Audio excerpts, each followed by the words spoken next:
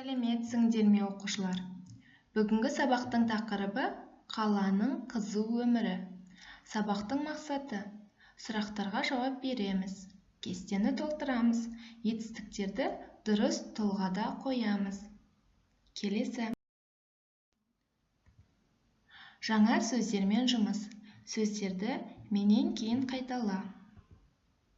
Қызу, кептеліс, шулы, қарбалас, қалалық, қиын, қыш, там, ауылдық, ойын-сауық,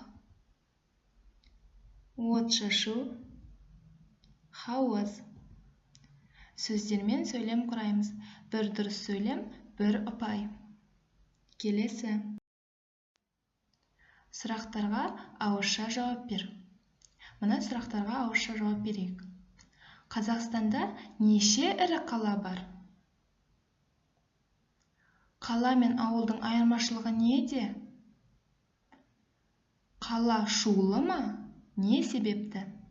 Оқушылар, осы сұрақтарға жауапты WhatsApp желісі арқылы аудиозапись арқылы жібер. Әр дұрыс жауап 1 ұпай, 3 дұрыс жауап 3 ұпай болады. Келесі. Мәтінді оқып, кестені толтыр. Оқушылар, мына берілген мәтінді мұқият түсініп оқиық.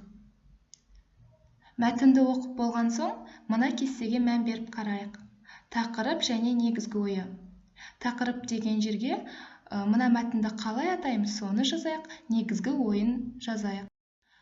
Бұл бізде 2 ұпай болады. Келесі тапсырма. Жақша ішіндегі тиісті етістіктерді дұрыс тұлғада қойып сөйлем құра. Оқушылар 4 сөйлем берілген. Жақшаның ішінде бол, айт, соқ сияқты етістіктер берілген. Осы етістіктердің дұрысын таңдап, оны өзгертіп, дұрыс тұлғада жазу керек.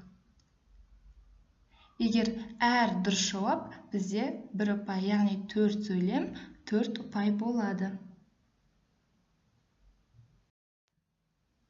Сонымен оқушылар, бүгінгі сабақ аяқталды. Бүгін біз жаңа сөздермен сөйлем құрадық. Сұрақтарға жауап бердік. Етістіктерді дұрыс тұлғада қойдық. Және де мәтінге тақырып қойдық. Оның негізгі ойын анықтадық. Сонымен бүгінгі сабақ аяқталды. Сау болыңыздар.